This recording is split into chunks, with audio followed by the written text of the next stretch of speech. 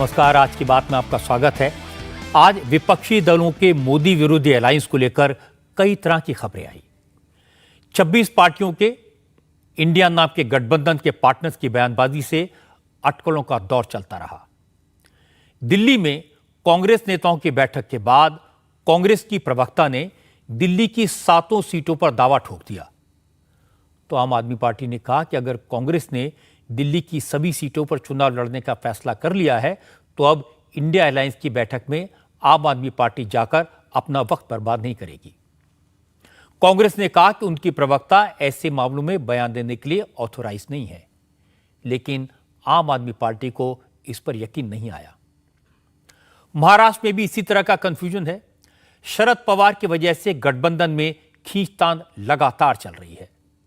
कांग्रेस के नेताओं ने शरद पवार की नीयत पर सवाल उठाए। शरद पवार से कहा कि वो बताएं कि बार बार अजीत पवार से क्यों मिलते हैं। कांग्रेस के पूर्व मुख्यमंत्री ने कहा कि अजीत पवार, शरद पवार और उनकी बेटी को केंद्र में मंत्री बनाने का ऑफर लेकर गए थे। उद्धव शिवसेना की तरफ से संजय राउत ने कहा कि अजीत पवार भी इतने बड़े नहीं बने कि अपने चाचा को कोई ऑफर दे सकें। मामला बढ़ा तो पवार ने कहा कि वो बीजेपी के साथ नहीं जाएंगे, लेकिन किसी को उन पर यकीन नहीं है। तीसरा कंफ्यूजन हुआ जब विरोधी दलों को साथ जोड़ने की पहल करने वाले नीतीश कुमार दिल्ली आए और सीधे अटल बिहारी वाजपेयी की समाधि पर श्रद्धांजलि अर्पित करने चले गए। नीतीश कुमार ने कल एक समारोह में लालू यादव के राज के दौरान सरकार की खामियों पर सवाल उठाए थे, इसलिए आरजेडी को थोड़ी टेंशन हुई। नीतीश कुमार की मंशा पर सवाल खड़े हुए। आज हम इन सारी पॉलिटिकल डेवलपमेंट्स को समझने की कोशिश करेंगे। सबसे पहले आपको दिखाता हूं कि दिल्ली की 7 सीटों पर आज कैसे आम आदमी पार्टी और कांग्रेस के बीच घमासान हुआ। असम में लोकसभा चुनाव को लेकर आज दिल्ली कांग्रेस की एक इंपॉर्टेंट मीटिंग थी, जिसमें पार्टी हाईकमान के बड़े नेता मौजूद थे। कांग्रेस अध्यक्ष मल्लिकार्जुन खड़गे, राहुल गांधी के साथ साथ दिल्ली की पार्टी के इंचार्ज दीपक बावरिया, दिल्ली कांग्रेस के अध्यक्ष अनिल चौधरी, दिल्ली के सीनियर नेता अजय माकन, संदीप दीक्षित, हारून यूसुफ, किरण वालिया, अरविंदर सिंह लवली जैसे बड़े लीडर्स मौजूद थे। जैसी मीटिंग खत्म हुई, दिल्ली कांग्रेस के लीडर सामने आए तो सबसे पहले अलका लांबा ने साफ साफ लफ्जों में कहा कि दिल्ली में कांग्रेस सभी 7 लोकसभा सीटों पर चुनाव लड़ने की तैयारी कर रही है। अलका लांबा ने कहा, इलेक्शन में 7 महीने बचे हैं। पार्टी लीडरशिप ने आदेश दिया है कि आज से ही 7 सीटों पर चुनाव की तैयारी शुरू कर दी जाए। लोकसभा 2024 की तैयारियां अब हमें करनी है, मकसद वही था। दिल्ली से पहले 18 राज्यों की मीटिंगें हो चुकी हैं लोकसभा की तैयारियों को लेकर। दिल्ली 19वां राज्य था, 24 कैसे जीतना है, और बिल्कुल आदेश हुआ है कि हमें 7 सीटों पर मजबूत संगठन के साथ हर नेता को आज से अभी से निकलना है। 7 महीने 7 सीटें हैं। ये बात हुई कि जिसकी दिल्ली उसका देश होता है। अभी कोई फैसला नहीं हुआ है, इसलिए ये कहना कि हम 2 पे लड़ेंगे, हम 4 पे लड़ेंगे, बाकी पे काम नहीं करेंगे, कुछ नहीं। हम 7 में दूसरे नंबर पे रहे 19 में, सो अभी कोई बड़ी बात नहीं। उन्होंने कहा कि आप दम से 7 पे लड़ के पहले पे भी आ सकते हैं, ये उनके शब्द थे। इसके बाद दिल्ली कांग्रेस के अध्यक्ष अनिल चौधरी सामने आए। उन्होंने अरविंद केजरीवाल पर सीधा हमला किया।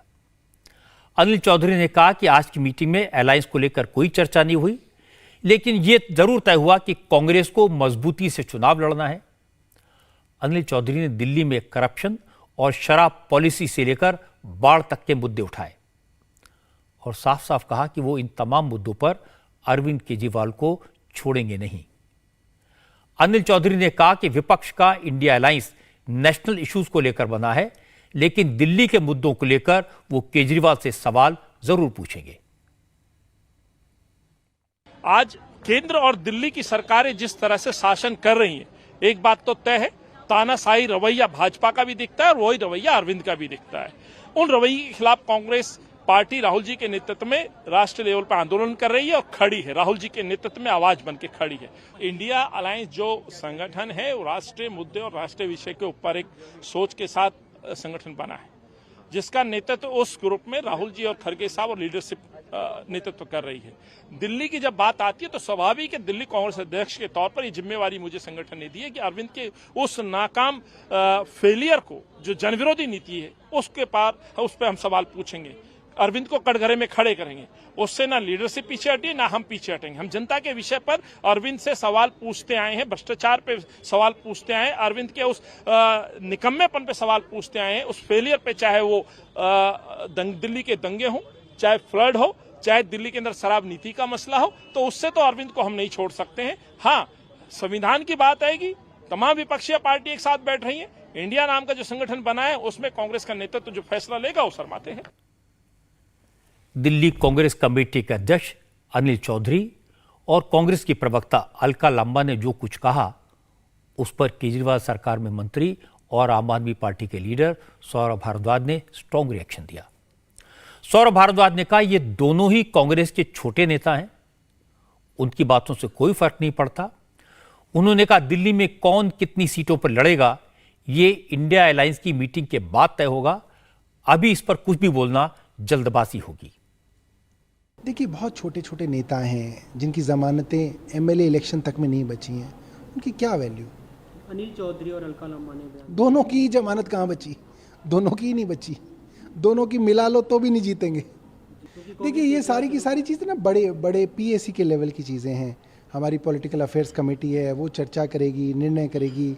जब इंडिया के सभी घटक दल बैठेंगे, सीट शेयरिंग पे चर्चा करेंगे, सब पार्टियों के राष्ट्रीय नेतृत्व आमने सामने बैठ के इस पे चर्चा करेंगे, तब पता चलेगा कौन सी पार्टी को कौन सी सीटें मिलती हैं। ये तो बहुत आगे की बात है।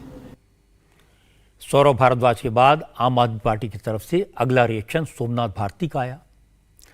उन्होंने कहा कि अभी तक ये क्लियर नहीं है कि स्टैंड कांग्रेस का है या फिर दिल्ली कांग्रेस का, लेकिन दिल्ली कांग्रेस के लीडर्स को यह बात समझनी चाहिए कि अगर मोदी को हटाना है तो फिर ऐसी तुच्छ राजनीति बीच में नहीं आनी चाहिए। जो कुछ भी दिल्ली कांग्रेस के नेताओं ने कहा है, अब ये कांग्रेस की भाषा है या दिल्ली कांग्रेस की भाषा है, इसे समझना पड़ेगा। दूसरी बात, इस वक्त एक ही सोच सबकी होनी चाहिए कि 2024 में इस देश को माननीय मोदी जी से कैसे मुक्ति मिले। जो कोई भी भारत को प्यार करता है, जो कोई भी भारत के संविधान को प्यार करता है, वो अपनी तुच्छ राजनीति आगे नहीं आने देगा। और जहाँ तक पार्टी की बात है, पार्टी फैसला लेगी और पार्टी अपने पूरे मंतव्य को जनता के सामने रखेगी। लेकिन इतना ही मैं कहना चाहता हूँ दिल्ली कांग्रेस के नेताओं को कि अपनी तुच्छ राजनीति पीछे रख करके देश की सोचिए। सौरभ भारद्वाज और सोमनाथ भारती, इन दोनों ने जो कहा वो सिर्फ दिल्ली कांग्रेस के लीडर्स की बयानबाजी पर रिएक्शन था, उनकी नाराजगी थी। लेकिन इस पूरे मामले पर आम आदमी पार्टी का स्टैंड क्या है, इसे क्लियर किया पार्टी की chief spokes person Priyanka Kakkar ने। प्रियंका ने दो बातें कही। पहली तो यह कि अलायंस के लिए कांग्रेस उनके पास आई थी, आम आदमी पार्टी नहीं गई थी। और दूसरी बात यह कि अगर अलका लांबा ने जो बात कही है वो कांग्रेस पार्टी का स्टैंड है, तो फिर इंडिया अलायंस की मीटिंग में जाने का कोई मतलब नहीं बनता। अलायंस के लिए कांग्रेस आई थी हमारे पास, क्योंकि कांग्रेस का कोई अस्तित्व नहीं है दिल्ली में। तो इंडिया अलायंस की अब नेक्स्ट मीटिंग हम अटेंड करते हैं कि नहीं, ये टॉप लीडरशिप डिसाइड करेगी। थोड़ा और क्लैरिटी आने दीजिए। बट अगर आज अलका लांबा जी की बात को और उनके दिल्ली प्रेसिडेंट की बात को कांग्रेस की सच माना जाए, तो अगर उन्होंने डिसाइड कर लिया है कि दिल्ली में अलायंस नहीं करना, तो फिर इंडिया अलायंस की मीटिंग का कोई मीनिंग ही नहीं रह जाता। टॉप लीडरशिप डिसाइड करेगी कि हम ये मीटिंग अटेंड करते हैं या नहीं। आम आदमी पार्टी की तरफ से कांग्रेस को कड़ा मैसेज गया, तो कांग्रेस पार्टी की लीडरशिप ने एक बार फिर दिल्ली कांग्रेस के नेताओं को बुलाया। अनिल चौधरी, दीपक बाबरिया और दिल्ली कांग्रेस के कई नेता एक बार फिर मीटिंग के लिए पहुंचे। हालांकि इस मीटिंग में अलका लांबा को नहीं बुलाया गया। मीटिंग शुरू होने में देर लग गई, तब तक बात और न बढ़ जाए, इसलिए कांग्रेस पार्टी के दिल्ली के इंचार्ज दीपक बाबरिया मीडिया के सामने आए और उन्होंने साफ साफ लफ्जों में कहा, अगर किसी ने जल्दबाजी में कुछ कह दिया तो वो कांग्रेस का ऑफिशियल स्टैंड नहीं है। दीपक बाबरिया ने आम आदमी पार्टी पर भी निशाना साधा। उन्होंने कहा, अगर टीवी में बयान सुनकर आम आदमी पार्टी के लोग कोई बड़ा फैसला कर सकते हैं तो उनका भगवान ही मालिक है। मैंने साफ शब्दों में कहा था कि आज की मीटिंग में इलेक्शन के बारे में कोई चर्चा नहीं हुई है, ये गठबंधन के बारे में भी कोई चर्चा नहीं हुई है। मैंने वो भी एक स्पष्टता दी थी कि ये गठबंधन के बारे में जो कुछ भी चर्चा होगी, इंडिया के बारे में होगी, वो खड़गे साहब के लेवल पे AICC अध्यक्ष के जो है उसकी जुरिस्डिक्शन में है। उसके बारे में कोई भी व्यक्ति बयान देने के लिए भी अधिकृत नहीं है। आपके सामने जिन्होंने भी बयान दिया है उन्होंने मुझको सब स्पष्टता दी कि मैंने तो ऐसा कोई बयान नहीं दिया था, मगर फिर भी जो है इफ एनीबडी इज गिविंग, हमारे कोई जो है रूटीन में जो आपकी डिबेट में आते हैं कोई प्रवक्ता है, तो आप मीडिया के साथियों को भी समझना चाहिए कि they are not the competent people to make comment on such a big issue. और उसके कोई किसी ने कोई जल्दबाजी में कोई बयान दे दिया हो, उसका खुद का इंटरप्रिटेशन कर दिया हो, तो उसको मीडिया भी चलाने लगे। स्पष्ट होता है कि वो भी कोई ना कोई पार्टी को मदद करने के लिए। आम आदमी पार्टी को जो है मैं समझ रहा हूँ कि बहुत इमेच्योर लोग वहाँ बैठे हुए लगते हैं मुझको। किसी प्रकार का मीडिया के बयान से वो इतने बड़े डिसीजन लेना चाहते हैं तो शायद ईश्वर भी उसको नहीं बचा पाएंगे।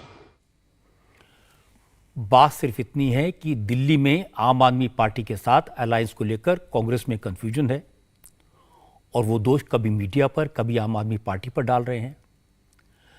सबको पता है कांग्रेस की लोकल लीडरशिप दिल्ली की 7 सीटों पर चुनाव लड़ना चाहती है। कांग्रेस की केंद्रीय लीडरशिप आम आदमी पार्टी को विपक्षी दलों के अलायंस में बनाए रखना चाहती है। इसीलिए यह कॉन्ट्रडिक्शन दिखाई दे रहा है। आम आदमी पार्टी को लगता है कि कांग्रेस के नेता जानबूझकर अपने नेताओं से इस तरह के बयान दिलवाते हैं ताकि केजरीवाल की पार्टी पर प्रेशर बनाया जा सके। लेकिन इस खेल में आम आदमी पार्टी भी माहिर है। उन्होंने काउंटर प्रेशर बना दिया, तुरंत कह दिया अगर यही रुख रहेगा तो फिर आम आदमी पार्टी अलायंस की अगली बैठक में नहीं जाएगी। पिछली मीटिंग के दौरान भी आम आदमी पार्टी का इसी तरह का प्रेशर काम आया था। दिल्ली के बिल पर कांग्रेस ने अपना रुख बदल लिया था। हालांकि मुझे लगता है कि इस फैसले पर जंप करना जल्दबाजी होगी। दिल्ली में तकरार की वजह से अलायंस में फूट पड़ जाएगी, यह कहना ठीक नहीं होगा। जब जब सीटों के बंटवारे पर बात होगी, जहां जहां सीटों के बांटने को लेकर चर्चा होगी, हर राज्य में इसी तरह की तकरार सामने आएगी। आम आदमी पार्टी और कांग्रेस की असली तकरार तो पंजाब में होगी, जहां आम आदमी पार्टी की लैंडस्लाइड विक्ट्री हुई थी। वहां 13 सीटों में से एक पर भी कांग्रेस जीतने की स्थिति में नहीं है। पंजाब में बीजेपी भी कमजोर है, इसलिए केजरीवाल सारी 13 सीटों पर लड़ने का दावा कर सकते हैं। लेकिन दिक्कत सिर्फ आम आदमी पार्टी और कांग्रेस के बीच नहीं है। कांग्रेस को डर है कि महाराष्ट्र में शरद पवार कहीं खेल न कर दें, इंडिया गठबंधन को छोड़कर अलग न हो जाएं। असल में कांग्रेस को लग रहा है कि शरद पवार जिस तरह बार बार अपने भतीजे अजीत पवार से मिल रहे हैं, उसको देखते हुए उन पर भरोसा करना महंगा पड़ सकता है। कांग्रेस सवाल उठा रही है कि जब अजीत पवार बीजेपी के साथ चले गए हैं तो फिर शरद पवार उनसे बार बार क्यों मिलते हैं। दोनों की पिछली मुलाकात शनिवार को पुणे में एक बिजनेसमैन के घर हुई थी। ये एक सीक्रेट मीटिंग थी। इसके बाद कांग्रेस के सब्र का बांध टूट गया। कांग्रेस के नेता शरद पवार के इरादों पर सवाल उठाने लगे। पूर्व मुख्यमंत्री अशोक चव्हाण ने कहा कि शरद पवार अपना स्टैंड क्लियर करें। कांग्रेस के एक और पूर्व मुख्यमंत्री पृथ्वीराज चव्हाण ने कहा कि अजीत पवार शरद पवार के पास बीजेपी का ऑफर लेकर गए थे। बीजेपी उनको केंद्र में मंत्री बनाने को तैयार है। बीजेपी शरद पवार की बेटी सुप्रिया सुले को भी केंद्र में मिनिस्टर बनाने की राजी है। वहीं महाराष्ट्र विधानसभा में विपक्ष के नेता विजय वटेट्टीवार ने कहा, शरद पवार और अजीत पवार जिस तरह बार बार मिल रहे हैं, उससे महाराष्ट्र की जनता के बीच कंफ्यूजन फैल रहा है। बीजेपी को फायदा हो रहा है और इससे विपक्षी गठबंधन इंडिया की इमेज भी खराब हो रही है। असं आहे की आम्ही दोघे एकत्र आहोतच। हम दोनों ही नहीं, हम तीनों ही साथ साथ हैं। लेकिन इन मुलाकातों से भ्रम की स्थिति पैदा हुई है। हम उम्मीद करते हैं कि ये भ्रम जल्दी ही दूर होगा। सवाल ये है कि अजीत पवार बार बार शरद पवार से क्यों मिल रहे हैं? इसका जवाब यह है कि शिवसेना और एनसीपी के मास लीडर तो उनके साथ हैं नहीं, इसलिए बीजेपी की हालत सुधर नहीं रही। वो किसी ऐसे नेता के बगैर लोकसभा चुनाव में अपनी स्थिति नहीं सुधार सकते जो मास लीडर हो। शरद पवार मास लीडर हैं, इसलिए अजीत पवार उनसे बार बार बीजेपी के साथ आने के लिए बोल रहे हैं। दूसरी वजह यह है कि मोदी ने अजीत पवार के सामने शर्त रखी है कि उनको मुख्यमंत्री तभी बनाएंगे जब वो शरद पवार को बीजेपी के साथ लाएंगे। अजीत पवार मुख्यमंत्री बनना चाहते हैं, इसलिए वो बार बार शरद पवार साहब से अपील कर रहे हैं, दया याचना कर रहे हैं कि वो भी बीजेपी के साथ आ जाएं। त्यांचा आग्रह कदाचित असू शकेल। जब कांग्रेस की तरफ से ऐसी बात कह दी गई कि अजीत पवार को मुख्यमंत्री बीजेपी तब बनाएगी जब वो शरद पवार को साथ लेकर आएंगे, तो अटकलें तो लगेंगी। कांग्रेस ने यह कहा तो एनसीपी ने जवाब दिया। शरद पवार की बेटी सुप्रिया सुले ने बीजेपी से किसी तरह का ऑफर मिलने की बात को खारिज कर दिया। सुप्रिया सुले ने कहा, अगर कांग्रेस के नेताओं को पता है कि शरद पवार को क्या ऑफर दिया गया तो वो इसकी डिटेल जानकारी जनता को दें। मुझे किसी ने कोई ऑफर नहीं दिया है। सिर्फ 15 अगस्त का एक बड़ा सेल चल रहा है बहुत जगह, तो इसलिए कुछ महंगाई इतनी बढ़ी है तो शक्कर आटा कुछ सेल चल रहे हैं बहुत सारे ग्रोसरी स्टोर्स में, मैंने पेपर में पढ़ा। वो ऑफर मुझे पता है, बाकी कोई ऑफर मुझे पता नहीं, वो मुझे नहीं पता। आपको उनको ही पूछना पड़ेगा, क्योंकि ना पवार साहब ने ना मैंने कुछ स्टेटमेंट किया है। जो कर रहे हैं उनको ही पूछना पड़ेगा, क्योंकि मुझे इसके बारे में कुछ पता नहीं। जब सुप्रिया सुले ने कांग्रेस के नेताओं के बयान पर नाराजगी जताई तो महाराष्ट्र कांग्रेस के अध्यक्ष नाना पटोले ने एनसीपी के जख्मों पर मरहम लगाने की कोशिश की। नाना पटोले ने कहा कि कांग्रेस को तो शरद पवार पर पूरा भरोसा है, लेकिन शरद पवार जिस तरह बार बार अजीत पवार से मुलाकात कर रहे हैं उसको लेकर जनता में कंफ्यूजन है। नाना पटोले ने कहा कि जब 31 अगस्त को विपक्षी गठबंधन की बैठक होगी तो पार्टी के सीनियर नेता इस मुद्दे पर शरद पवार से क्लियर कट बात करेंगे। शरद पवार जी का उनका एक अलग दल है, वो दल में क्या चल रहा है नहीं चल रहा है मैंने कई बार आपको स्पष्ट किया है कि वो उनका निर्णय वो शरद पवार जी लेंगे। हमारे में कोई संभ्रम नहीं है, उसके भी बारे में हमने स्पष्ट किया है। और एक बात आप लोगों ने याद रखना चाहिए कि हम लोग जो तैयारियां कर रहे हैं, हमारा टारगेट बीजेपी है, हमें और हमारे साथियों को, और हमने एक और बात को स्पष्ट किया है कि जो बीजेपी के विरोध में लड़ने के लिए हमारे साथ खड़े रहेंगे उनको हम साथ में लेकर चलेंगे। ये भूमिका कांग्रेस पार्टी की है। रही जो भी कोई स्टेटमेंट आ रहा है वो अलग बात हो सकती है, वो अलग बात हो सकती है, वो अलग बात हो सकती है, लेकिन ये सबसे बड़ी बात है कि शरद पवार जी खुद का निर्णय लेने के लिए वो कैपेबल है। और 31 तारीख को इंडिया अलायंस की जो मीटिंग है उसमें हमारे हाईकमांड ये सब चीज़ों पे उनसे चर्चा करेंगी। जो जनता में संभ्रम हुआ है, जिस तरह से लोगों में बातें चल रही है, उसके बारे में हमने उनको अवगत कराया। कांग्रेस की तरफ से शरद पवार जी के बारे में कोई संभ्रम नहीं है। इस खींचतान में सबसे बड़ी मुश्किल उद्धव ठाकरे की है। उद्धव ने सरकार बनाने के लिए बीजेपी से अलायंस तोड़ा, एनडीए की सरकार बनाई, उनकी अपनी पार्टी टूट गई, कुर्सी चली गई और अब उद्धव के पास कांग्रेस और शरद पवार के साथ बंधे रहने के अलावा कोई ऑप्शन नहीं है। इसीलिए अजीत पवार के साथ मीटिंग को लेकर उद्धव ठाकरे न तो खुलकर शरद पवार के खिलाफ बोल रहे हैं और न ही पूरी तरह इस मामले में कांग्रेस का साथ दे पा रहे हैं। इस दुविधा को दूर करने के लिए उद्धव ठाकरे ने आज पार्टी के नेताओं को बुलाया, सलाह मशवरा किया और इसके बाद उद्धव ठाकरे की तरफ से कहा गया कि महाविकास अघाड़ी में सब कुछ ठीक ठाक है, कोई दिक्कत नहीं है, कोई शंका नहीं है। अगर कोई परेशानी है तो यह कि बीजेपी और शिंदे की सरकार बीएमसी के चुनाव नहीं करा रही है।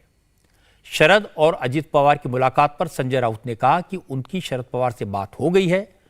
दोनों नेता फैमिली मैटर को लेकर मिले थे, कोई सियासी बात नहीं हुई। संजय राउत ने कहा कि अजीत पवार अभी इतने बड़े नेता नहीं बने कि वो शरद पवार को कोई ऑफर दे सकें। कोई फैमिली इशू है, उस बारे में वो बातचीत और मीटिंग की, ऐसा उनका कहना था। पवार साहब हमारे नेता है, मार्गदर्शक है। महाविकास आघाड़ी हो या इंडिया अलायंस हो, पवार साहब का स्थान वहाँ बहुत ही महत्वपूर्ण है और रहेगा। अजित पवार इतने बड़े नेता नहीं है कि जो शरद पवार साहब को ऑफर दे सके। अजित पवार को पवार साहब ने बनाया है, पवार साहब को अजित पवार जी ने नहीं बनाया है। 60 साल से भी ज़्यादा समय पार्लियामेंट्री पॉलिटिक्स में पवार साहब ने बिता चुके हैं। महाराष्ट्र के 4 बार मुख्यमंत्री, केंद्र में मंत्री रहे बार बार। उनका जो कद और अवदाय बहुत बड़ा है। तो ये अजित पवार, हसन मुशर्रफ, ये जूनियर लोग हैं, पवार सबको ऑफर देंगे। ऐसा कभी होता है क्या राजनीति में? जब दिन भर इसी तरह के बयानबाजी हो चुकी, कांग्रेस, शिवसेना और एनसीपी के नेताओं ने एक दूसरे के खिलाफ अपना गुस्सा जाहिर कर दिया, तो शाम को शरद पवार बोले। शरद पवार मुंबई से बाहर हैं, यात्रा निकाल रहे हैं, कल सरकार के खिलाफ सभा भी करेंगे। पवार ने पहले अपनी सभा के बारे में बात की, बीजेपी और मोदी सरकार पर इल्जाम लगाया कि वो देश को बांट रहे हैं, नफरत फैला रहे हैं। फिर पवार साहब ने कहा कि वो किसी भी कीमत पर बीजेपी के साथ नहीं जाने वाले। वो पूरे जोर शोर से 31 अगस्त को होने वाली इंडिया अलायंस की बैठक की तैयारी कर रहे हैं और इस बार देश को मोदी का विकल्प देंगे, मोदी को सत्ता में नहीं लौटने देंगे। जैसे 31 इंडिया से 31 अगस्त और 1 सितंबर को मुंबई में इंडिया अलायंस की बैठक होनी है। इस बैठक में मोदी सरकार के खिलाफ एकजुट होकर पूरी ताकत से मिलकर लड़ने की रणनीति बनेगी। हम बैठक में चर्चा करेंगे कि कैसे मिलजुल कर जनमत तैयार किया जाए और देश को मोदी का विकल्प दिया जाए। ये सरकार समाज में जातीय उन्माद फैलाने की कोशिश कर रही है और ये बात चिंताजनक है। वो कई ऐसे फैसले लेते हैं जिससे नफरत फैलती है और समाज में विभेद पैदा होता है। शरद पवार ने अपने भतीजे अजित पवार से मुलाकात पर भी तस्वीर साफ की। पवार ने कहा कि वो परिवार में सबसे बड़े हैं और परिवार का कोई भी मसला होता है तो उनसे सलाह ली जाती है। अजित पवार इसीलिए उनसे पुणे में मिले थे, लेकिन वो कोई ऑफर लेकर नहीं आए थे।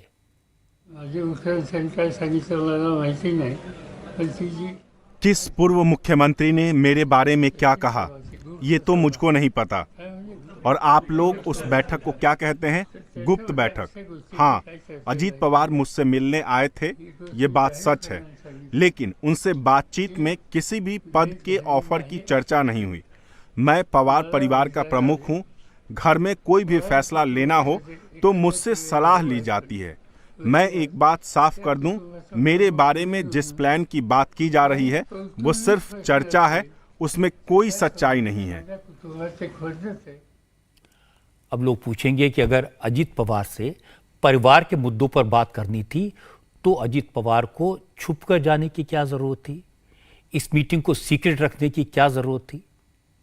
खैर, शरद पवार आगे क्या करेंगे ये कोई भी दावे के साथ नहीं कह सकता, लेकिन महाराष्ट्र से हर दिन एक चौंकाने वाली तस्वीर जरूर आती है। आज deputy chief minister Ajit Pawar अपने साथी मंत्रियों के साथ एनसीपी के विधायक फॉर्मर मिनिस्टर नवाब मलिक से मिलने उनके घर पहुंचे। यह खबर इसलिए खास है क्योंकि नवाब मलिक पिछले 1.5 साल से जेल में थे और सोमवार को ही जमानत पर छूटकर बाहर आए हैं। उन्हें सुप्रीम कोर्ट से मेडिकल ग्राउंड पर बेल मिली है। इससे पहले अजित पवार के साथ मंत्री बने छगन भुजबल भी नवाब मलिक से मिलने गए थे। वहीं अजित पवार के साथी और एक समय में शरद पवार के करीबी माने जाने वाले प्रफुल्ल पटेल ने भी नवाब मलिक को मिठाई खिलाई थी। अजित पवार और नवाब मलिक की इस मुलाकात के कई सियासी मतलब निकाले जा रहे हैं। माना जा रहा है कि नवाब मलिक और जयंत पाटिल दोनों शरद पवार का साथ छोड़कर अजित पवार के गुट में शामिल हो सकते हैं। एनसीपी में जो कुछ हो रहा है, हर एक्टिविटी पर कांग्रेस की नजर है। और शरद पवार की विडंबना देखिए, वो बार बार कह रहे हैं वो बीजेपी के साथ नहीं जाएंगे। वो बार बार दावा कर रहे हैं कि वो मोदी को हटाने के लिए काम कर रहे हैं। वो बार बार एक्सप्लेन कर रहे हैं कि वो विरोधी दलों के अलायंस के साथ हैं, लेकिन महाराष्ट्र में उनको दोनों अलायंस पार्टनर उद्धव की शिवसेना और कांग्रेस उनकी बात पर यकीन करने को तैयार नहीं है। उनका शक भी बेवजह नहीं है। भतीजे पवार की बगावत के बाद चाचा पवार उनसे 5 बार मिल चुके हैं। आखिरी मीटिंग तो सीक्रेट थी, वो लीक हो गई, इसलिए शक होना लाजमी है। मुझे लगता है कि शरद पवार ने फाइनल फैसला नहीं लिया है। वो हालात को असेस कर रहे हैं, किस में कितना दम है इसका अंदाजा लगा रहे हैं। शरद पवार दूर की सोचते हैं, कोई फैसला जल्दबाजी में नहीं करते। आज की तारीख में उनके दोनों हाथों में लड्डू है, इसलिए उन्हें कोई जल्दी भी नहीं है। ऐसा लग रहा है कि बिहार में भी इंडिया गठबंधन में अटकलें लगाई जा रही हैं, सब कुछ ठीक नहीं है यह कहा जा रहा है। मुख्यमंत्री नीतीश कुमार ने इसका क्लू भी दिया। 15 अगस्त के कार्यक्रम में जहां पूर्व मुख्यमंत्री लालू यादव और राबड़ी देवी दोनों मौजूद थे, नीतीश कुमार के deputy chief minister Tejashwi Yadav भी मौजूद थे। इस कार्यक्रम में नीतीश कुमार ने बिना नाम लिए लालू राबड़ी यादव के राज पर बड़ा सवाल उठाया, हमला बोला। नीतीश ने कहा कि उनके मुख्यमंत्री बनने से पहले बिहार की हालत बहुत खराब थी, न रोजी रोजगार के मौके थे, न पढ़ाई लिखाई की सुविधा थी, लड़कियां तो घर से बाहर निकलने में डरती थी। नीतीश ने कहा कि 2006 में मुख्यमंत्री बनने के बाद उन्होंने बिहार को बदल डाला। जब से काम करने का मौका मिला तो बहुत जल्दी हमने शुरू में ही 2006 से ही 21,291 नए प्राथमिक विद्यालय खोल दिए गए थे और 19,725 प्राथमिक विद्यालयों को मध्य विद्यालय तक उत्क्रमित किया गया और 63,871 विद्यालय भवन बनाए गए। प्राथमिक विद्यालयों के 2.25 लाख से अधिक क्लासरूम का निर्माण किया गया।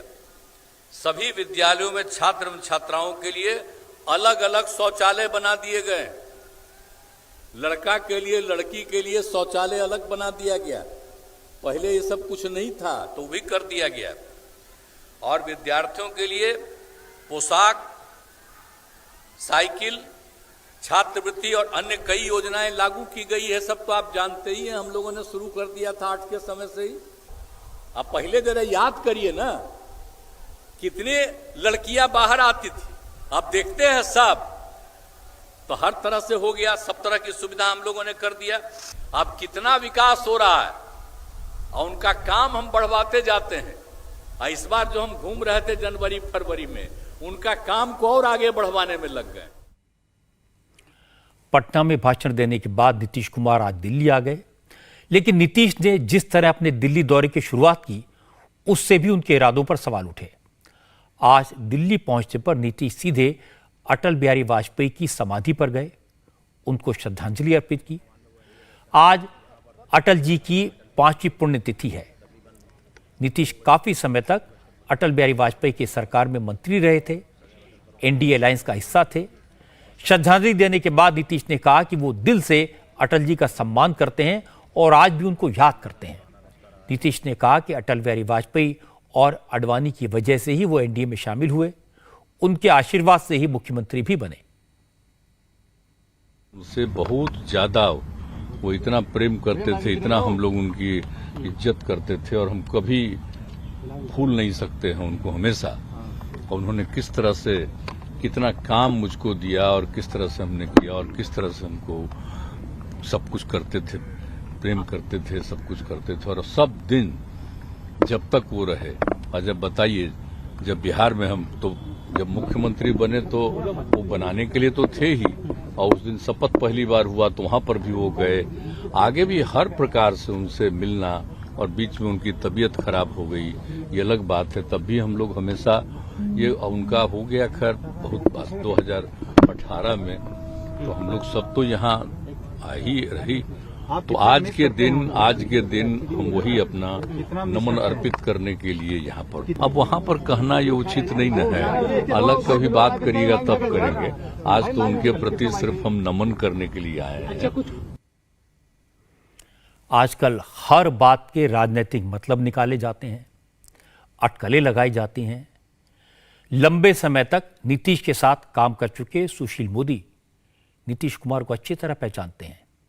इसीलिए जब नीतीश कुमार अटल जी को श्रद्धांजलि देने गए तो सुशील मोदी ने कहा कि नीतीश तो बीजेपी में दरार डालने की कोशिश करते हैं। वो अटल जी और आडवाणी जी की तारीफ करते हैं और नरेंद्र मोदी का विरोध करते हैं, लेकिन वो अपनी इस राजनीति में सफल नहीं हो पाएंगे।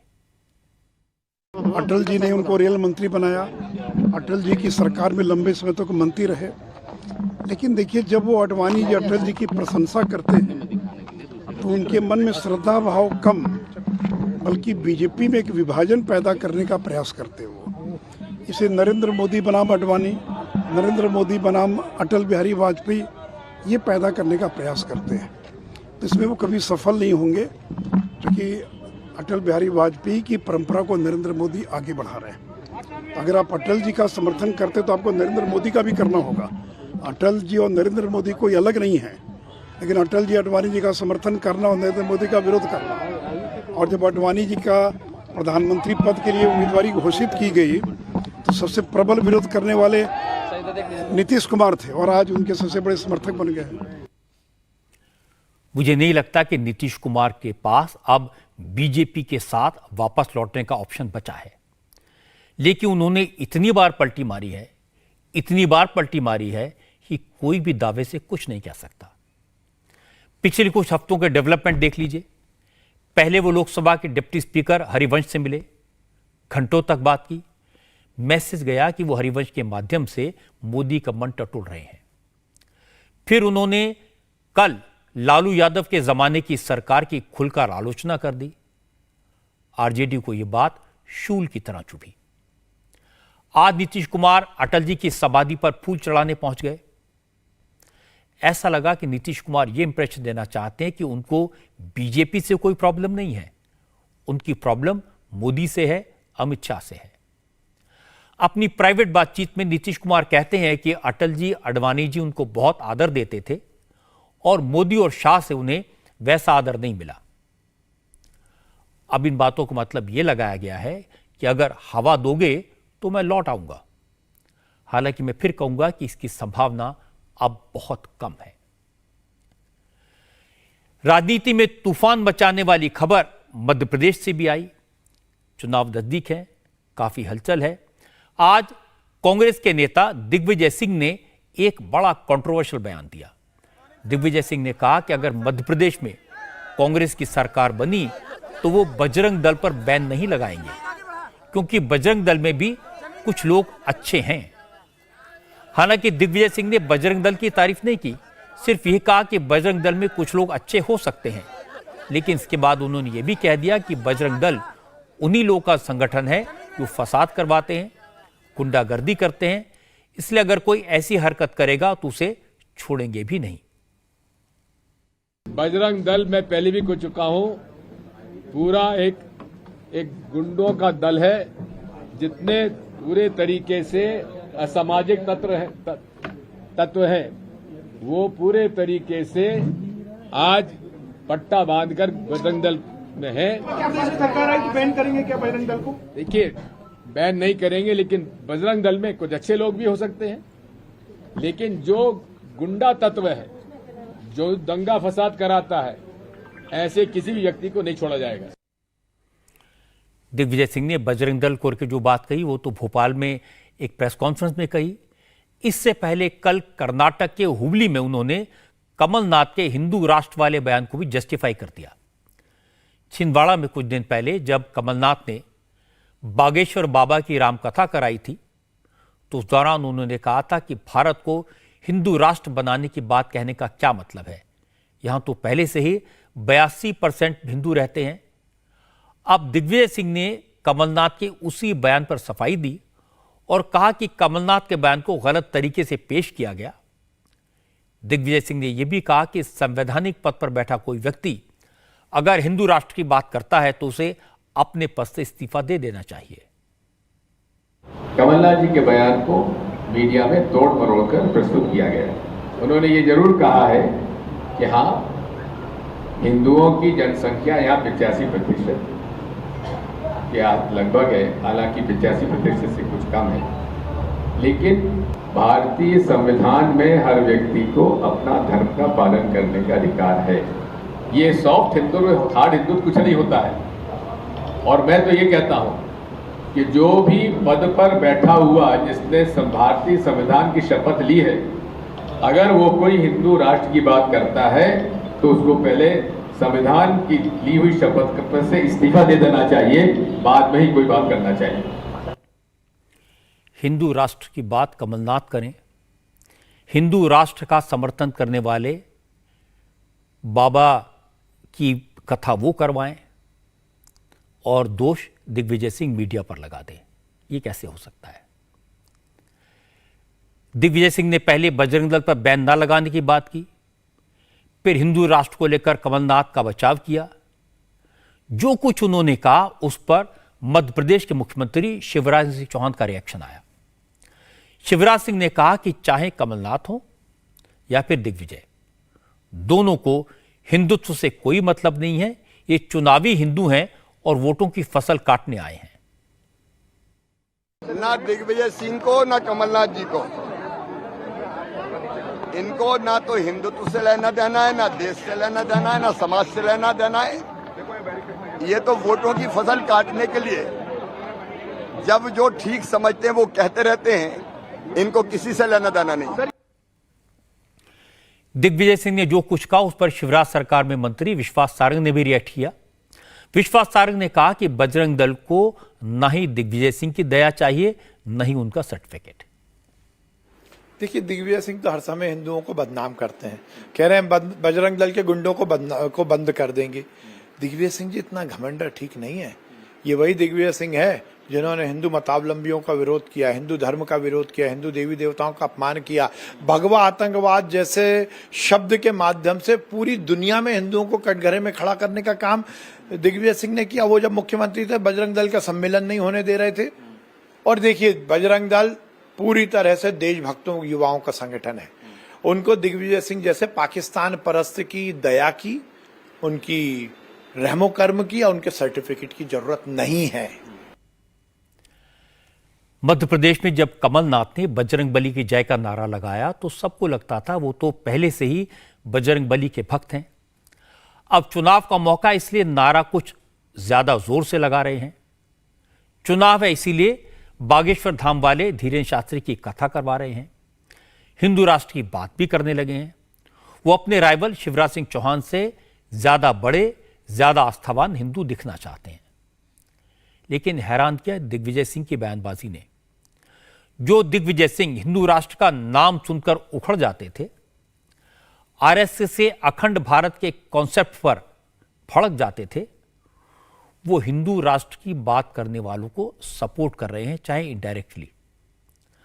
कर्नाटक में तो कांग्रेस बजरंग दल पर प्रतिबंध की बात करती थी। अब दिग्विजय सिंह कह रहे हैं कि बजरंग दल में कुछ अच्छे नेता भी हो सकते हैं। मध्य प्रदेश में अगर उनकी सरकार आई तो बैन तो नहीं करेंगे। इसीलिए बीजेपी का दावा है कि उन्होंने सबके बीच हिंदुत्व की अलग जगह दी है। अब चुनाव में कभी जनेऊ बाहर आता है, कभी मां काली का पाठ सुनाई देता है, तो कभी बजरंग बली की गूंज सुनाई देती है। मध्य प्रदेश में सियासत हुई हिंदू राष्ट्र को लेकर, लेकिन ब्रिटेन के प्राइम मिनिस्टर ऋषि सुनक को यह कहने में कोई दिक्कत नहीं है कि वो एक प्राउड हिंदू हैं, उन्हें हिंदू होने पर गर्व है। भारत के स्वाधीनता दिवस पर ब्रिटेन के कैम्ब्रिज में कथावाचक मोरारी बापू का एक कार्यक्रम था, जिसमें पूरे ब्रिटेन से ही नहीं कई यूरोपीय देशों से भी भारतीय मूल के लोग राम कथा सुनने पहुंचे थे। मगर मोरारी बापू के इस कार्यक्रम में सबसे खास मेहमान थे ब्रिटेन के प्राइम मिनिस्टर ऋषि सुनक। ऋषि सुनक मोरारी बापू के प्रोग्राम में पहुंचे, पूजा की, आरती की, भगवान का आशीर्वाद लिया। इस मौके पर मोरारी बापू ने ब्रिटेन के प्राइम मिनिस्टर को एक शिवलिंग भी गिफ्ट किया।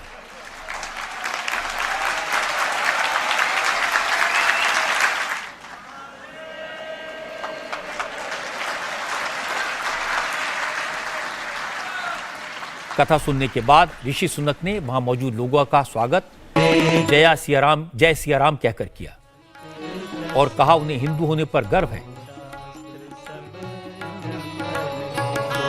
ऋषि सुनक ने कहा कि उन्हें ब्रिटेन का नागरिक होने पर भी गर्व है, लेकिन उनका धर्म उन्हें मुश्किल वक्त में रास्ता दिखाता है। बापू, जय Siya Ram. It is truly an honor and a pleasure to be here today. Bharat के स्वतंत्रता दिवस पर कैम्ब्रिज यूनिवर्सिटी में मुरारी बापू की कथा हो रही है। इसमें शामिल होना मेरे लिए बड़े सम्मान की बात है। बापू, मैं आज यहाँ प्रधानमंत्री की हैसियत से नहीं आया हूँ, बल्कि एक हिंदू के तौर पर आपके सामने हूँ।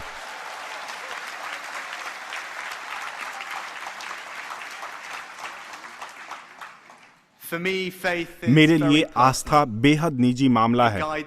ये मुझे मेरे जीवन के हर पहलू में राह दिखाता है।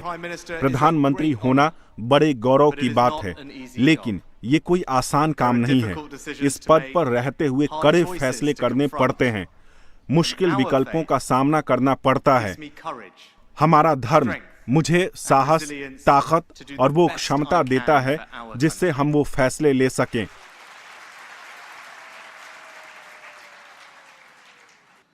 जो हमारे देश के लिए सबसे अच्छे हों। मुझे ब्रिटिश नागरिक होने पर गर्व है, मुझे एक हिंदू होने पर भी गर्व है। ऋषि सुनक ने इस मौके पर अपने बचपन की यादें ताज़ा की। उन्होंने बताया कि बचपन में वो अपने माता पिता के साथ साउथहैम्पटन के मंदिर में जाया करते थे। ऋषि सुनक ने बताया कि ब्रिटेन के prime minister house 10 Downing street में उनकी टेबल पर भगवान गणेश की प्रतिमा विराजमान है। जब मैं वित्त मंत्री था तो दिवाली पर 11 डाउनिंग स्ट्रीट में दिए जलाना मेरे लिए एक अद्भुत और बड़ी खुशी का मौका हुआ करता था। और जिस तरह बापू के पीछे हनुमान जी की एक सुनहरी छवि लगी हुई है, उसी तरह 10 डाउनिंग स्ट्रीट में मेरी मेज पर मुस्कुराते हुए सुनहरे गणेश जी विराजते हैं। गणेश जी मुझे बार बार याद दिलाते हैं कि कोई भी बात कहने से पहले धैर्य से सुनने की आदत डालना जरूरी है। मेरे जहन में मेरे बचपन की बहुत सारी यादें ताज़ा हैं। जब हम साउथहैम्पटन के एक मंदिर में जाया करते थे, मेरे माता पिता और परिवार के लोग हवन, पूजा और आरती का इंतजाम किया करते थे। उसके बाद मैं अपने भाइयों और बहनों और कजिन्स के साथ मिलकर लोगों को खाना खिलाता था, प्रसाद बांटता था। मैं प्राइम मिनिस्टर ऋषि सुनक की तारीफ करूंगा कि उन्होंने खुलकर कहा कि वो हिंदू हैं। उन्होंने जय सिया राम से अपनी बात शुरू की और बताया कि भगवान राम उन्हें प्रेरणा देते हैं, चुनौतियों का सामना करना सिखाते हैं। हिंदू धर्म में उनकी आस्था उन्हें सही फैसले लेने में मदद करती है। लेकिन साथ साथ उन्होंने ये भी कहा कि उन्हें ब्रिटिश नागरिक होने पर गर्व है।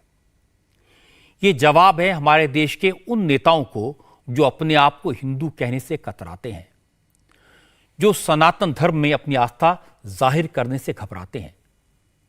ये जवाब है उन नेताओं को जो जय श्री राम का नारा लगाने वालों से नाराज हो जाते हैं, जो घर में हिंदू रीति रिवाजों को मानते हैं लेकिन पब्लिक के सामने अपने आप को सेक्युलर दिखाते हैं।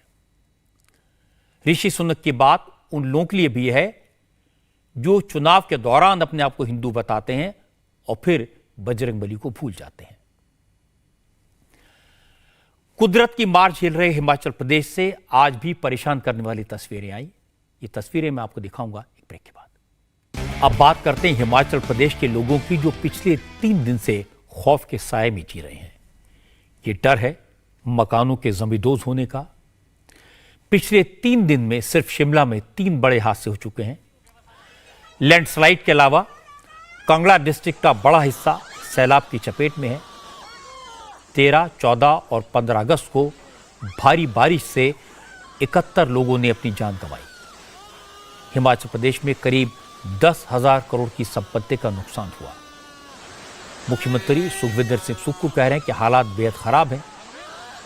एक हादसे को संभालने की कोशिश करते हैं तो दूसरा सामने आ जाता है।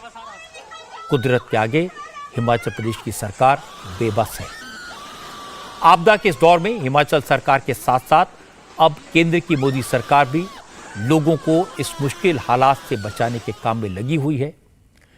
केंद्र ने हिमाचल में रेस्क्यू के लिए आर्मी, एयरफोर्स और एनडीआरएफ की कई टीमें लगाई हैं। रेस्क्यू के लिए चिनूक और MI-17 हेलीकॉप्टर्स को भी लगाया गया है। जम्मू, पठानकोट और चंडीगढ़ के एयरबेस को पूरी तरह एक्टिवेट कर दिया गया है। 4 MI-17 हेलीकॉप्टर, 2 चिनूक हेलीकॉप्टर और ट्रांसपोर्ट एयरक्राफ्ट्स को स्टैंड बाय पर रखा गया है। हेलीकॉप्टर कांगड़ा और शिमला जैसे इलाकों से लोगों को रेस्क्यू कर रहे हैं। अब तक 2500 लोगों को सुरक्षित स्थानों पर पहुंचाया गया है। पौंग डैम से पानी छोड़े जाने के बाद हिमाचल प्रदेश के फतेहपुर और इंदौरा के कई इलाके पानी में डूब गए। बाढ़ में हजारों परिवार फंस गए हैं। इन इलाकों में सिर्फ बोट के जरिए पहुंचा जा सकता है। इंदौरा और फतेहपुरा में कल से ही लोगों को निकालने का काम चल रहा है। सेना और एनडीआरएफ की टीमों ने पूरी रात लोगों को रेस्क्यू किया। एयरफोर्स के 2 हेलीकॉप्टर्स लोगों को एयरलिफ्ट कर रहे हैं। अब तक 1731 लोगों को रेस्क्यू किया गया है। इन लोगों को सुरक्षित स्थानों पर पहुंचाया जा रहा है। एयरफोर्स और रेस्क्यू टीम के सामने बड़ा चैलेंज है लोगों की जान बचाने का। एयरफोर्स की टीम ने 68 साल की एक महिला को कांगड़ा से रेस्क्यू किया। इस महिला को ब्रेन ट्यूमर है, ये भी बाढ़ में फंस गई थी। केंद्र सरकार के एक्शन में आने के बाद हिमाचल में रेस्क्यू के काम में तेजी आई है। पिछले 2 दिनों में अकेले एयरफोर्स ने ही 5000 से ज्यादा लोगों को बाढ़ प्रभावित इलाकों से सुरक्षित बाहर निकाला। आर्मी और एनडीआरएफ के जवान भी दिन रात काम में लगे हैं।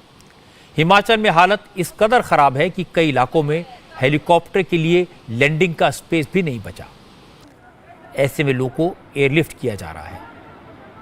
हिमाचल के मुख्यमंत्री सुखविंदर सिंह सुक्खू ने होम मिनिस्टर अमित शाह से मदद मांगी थी। सुक्खू की अपील के बाद केंद्र सरकार ने बिना देर किए आर्मी और एयरफोर्स को हिमाचल प्रदेश में भेज दिया। सुक्खू ने कहा कि केंद्र सरकार आपदा के इस पूरे वक्त में पूरा सहयोग कर रही है। उन्होंने केंद्र सरकार से जो मदद मांगी वो उन्हें मिली। उन्होंने कहा कि केंद्र सरकार हिमाचल के हालात को मॉनिटर भी कर रही है और राज्य सरकार के साथ कोऑर्डिनेशन बनाकर काम कर रही है। हमारी 7 जुलाई से जो तबाही हुई थी उसमें संपत्ति और संपदा को बहुत ज़्यादा नुकसान हुआ था, और जो अभी हुई है 13-14-15 अगस्त को, इसमें जीवन का बहुत नुकसान हुआ। काफ़ी लोग हमें छोड़कर चले गए और कई जगह लैंडस्लाइड्स हुआ है जिसके कारण काफ़ी घरों को नुकसान हुआ और काफ़ी मौत, मंडी में 19 लोग हमारे बह गए। तो इस दृष्टि से मुझे लगता है काफ़ी नुकसान हिमाचल प्रदेश को हुआ है। ने केंद्र सरकार ने अपनी केंद्रीय टीम भेज दी थी, वो अभी उसका सारा आंकलन कर रहे हैं और मुझे आशा है कि अंतरिम राहत की पहली किस्त में जारी हो जाए। तो मैंने होम मिनिस्टर साहब से बात की थी और मिलिट्री से हमारे अधिकारियों ने, चीफ सेक्रेटरी साहब वगैरह सब लोग लगे थे और जो भी हमने मांगा वो हमें मिला है। हिमाचल की राजधानी शिमला तबाही का सेंटर पॉइंट बन गई है। शिमला के समरहिल और फागली में आर्मी और एनडीआरएफ की टीमें अब भी मलबा साफ करने में लगी हैं। कल कृष्णानगर इलाके में हुए हादसे के बाद वहां भी रेस्क्यू का काम चल रहा है। कल यहां कई मकान ताश के पत्तों की तरह बरफरा कर गिर गए थे। इस हादसे में 2 लोग की मौत हुई है। कृष्णानगर में करीब 8000 की आबादी रहती है। ये पूरा इलाका खतरे की जद में है।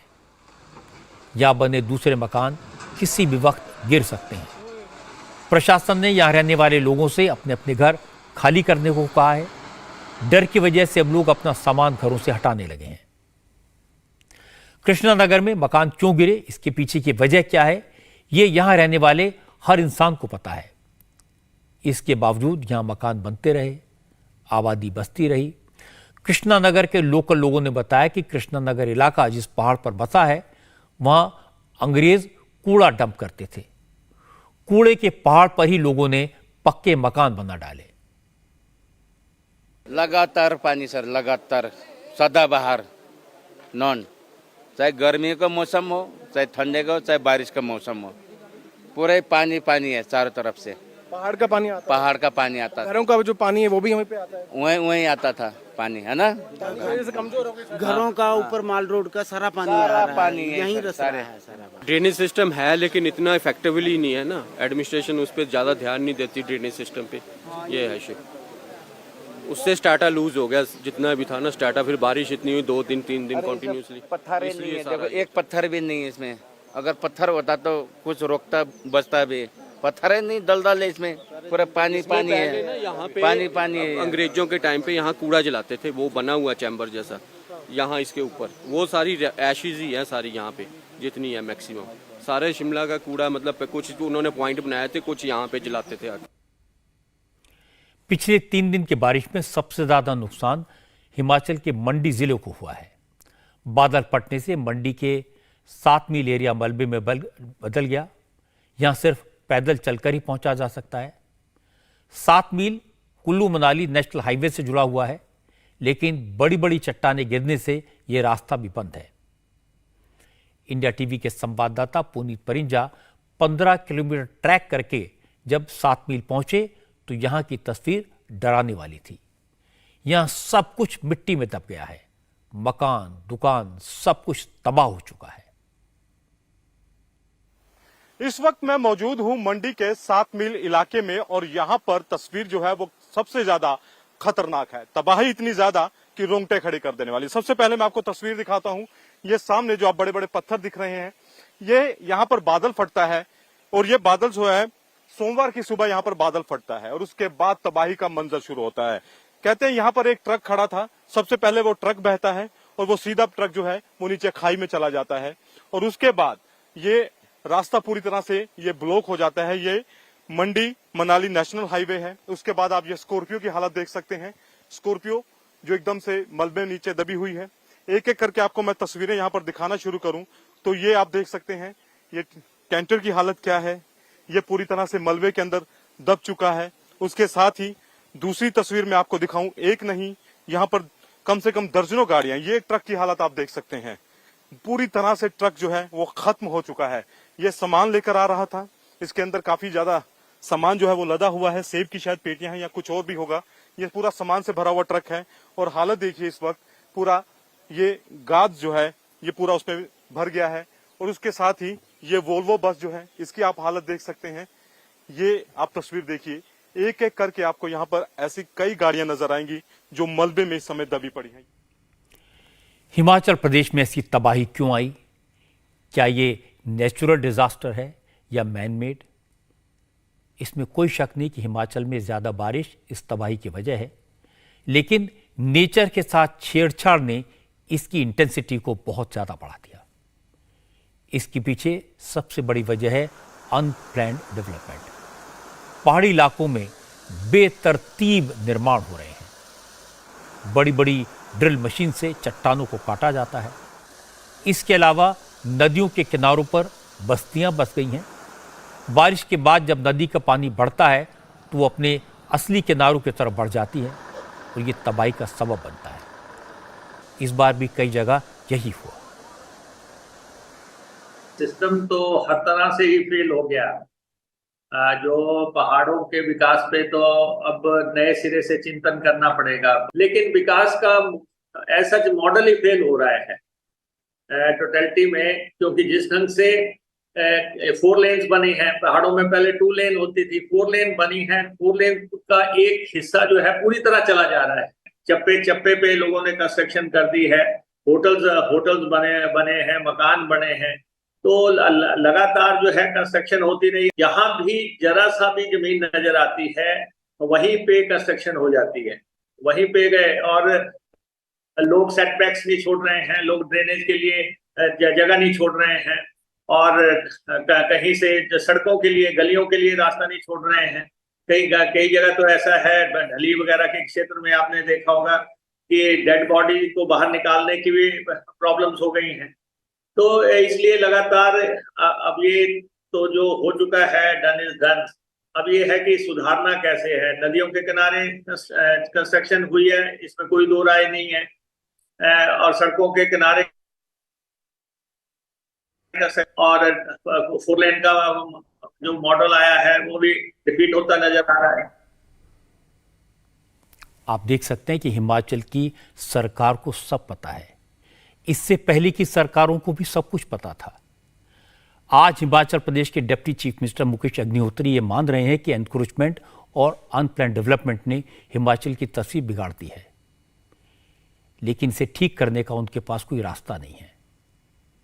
पिछली सरकारों को भी यही मालूम था, पिछली सरकारों की भी यही मुसीबत थी। आज जरूरत इस बात की है कि सबसे पहले केंद्र सरकार और राज्य सरकार मिलकर लोगों को आपदा से बचाएं, लेकिन इस डिजास्टर से निपटने के बाद एक ऐसी योजना तैयार की जाए कि पहाड़ों को काटने और एनक्रोचमेंट को लेकर कड़े नियम बने, ताकि कम से कम आगे से ऐसे हादसे ना हो।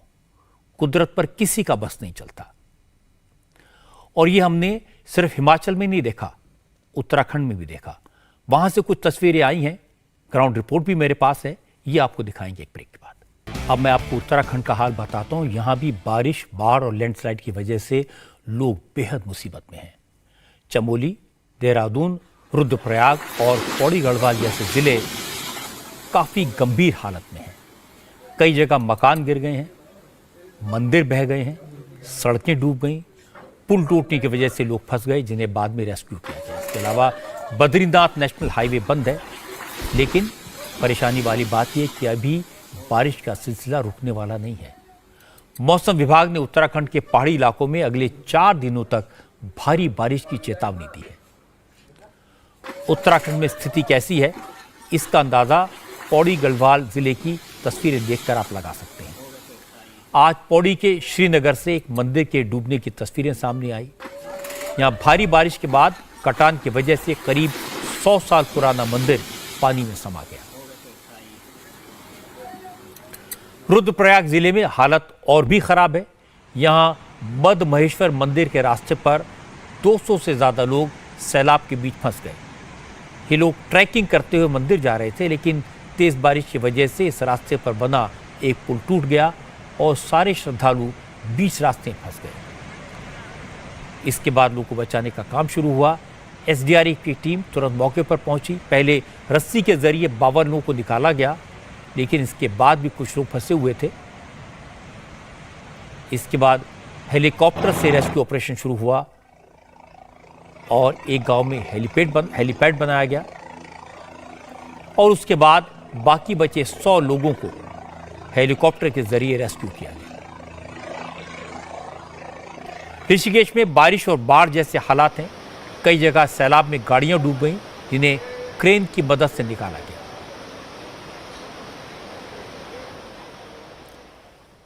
आज की बात में इतना ही। मेरी आपसे अगली मुलाकात होगी कल रात 9 बजे। अब हर जगह डाउनलोड करने के लिए सर्च करें India TV news Google play store या ऐप स्टोर पर।